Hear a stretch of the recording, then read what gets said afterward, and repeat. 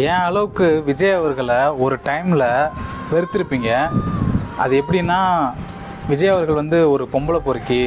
ஏன்னா ஒரு பீரியடில் வந்துட்டு அவரோட படங்களில் ஏதாவது ஒரு கில்மா சாங் இருக்கும், அதான் ஐட்டம் சாங்னு சொல்லோம்ல.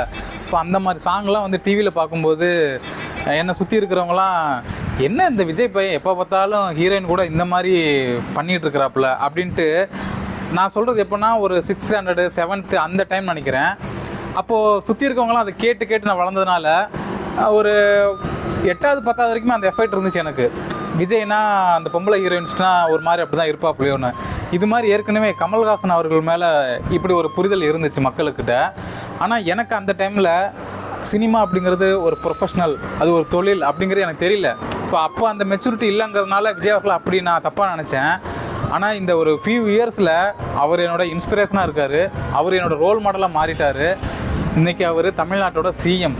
மற்ற அரசியல்வாதி மாதிரி பேசி பேசி கொள்ளாமல், பேசாமல் செயலில் உங்கள் திட்டத்தை நிறைவேற்றுங்க.